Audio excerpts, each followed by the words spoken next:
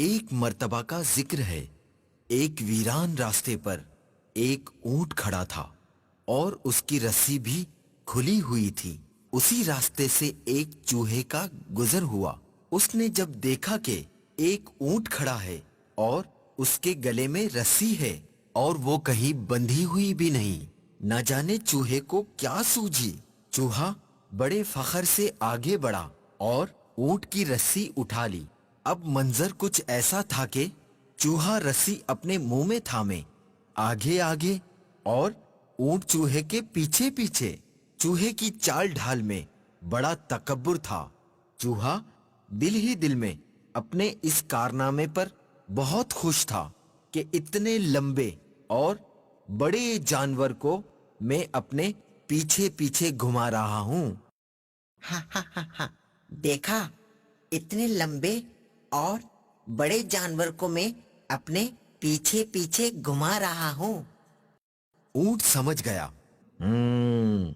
چھوٹے سے جانور، تو کس قدر خوش فہمی کا شکار ہے، بس تھوڑی دیر صبر تو کر۔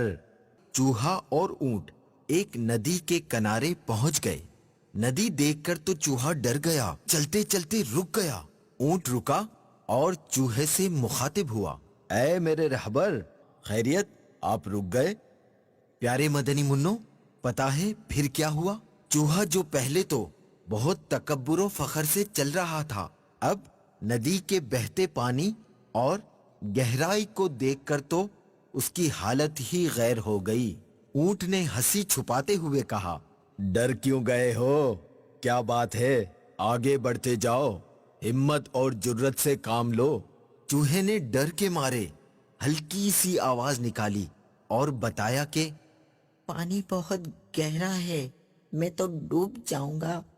اونٹ نے کہا، میں دیکھتا ہوں پانی کتنا گہرا ہے۔ پھر وہ ندی کے پانی کے اندر اتر گیا اور چوہے کو بتایا کہ پانی کوئی اتنا گہرا بھی نہیں، بس گھٹنوں گھٹنوں تک ہی تو ہے۔ آپ آئیں آگے تاکہ میں آپ کے پیچھے پیچھے ندی پار کر سکوں۔ یہ سنتے ہی چوہے کی تو گویا جان ہی نکل گئی ہو۔ بڑی عاجزی و انکساری کرتے ہوئے چوہے نے کہا، پانی تو آپ کے گھٹنوں تک ہے، میں تو ڈوب ہی جاؤں گا۔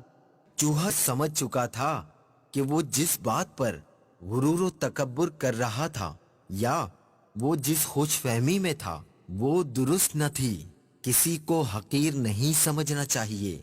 چوہا اپنے کیے پر بہت شرمندہ تھا۔ کبھی اپنے آپ سے کمتر کسی کو نہیں سمجھنا چاہیے۔ ہر چیز کی اپنی اہمیت ہوتی ہے۔ آؤ میری پیٹھ پر بیٹھ جاؤ۔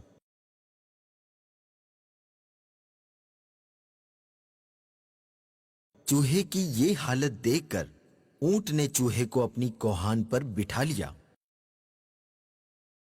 اور ندی پار کرا دی۔ پیارے مدنی منو، دیکھا، جو دوسروں کو حقیر سمجھتے ہیں انہیں شرمندگی کا سامنا کرنا پڑتا ہے۔ ہمیں چاہیے کہ ہم کسی کو حقیر نہ جانیں۔ تو پیارے مدنی منو، آپ نیت کرتے ہیں نا کہ آئندہ کسی کو حقیر نہیں سمجھیں گے؟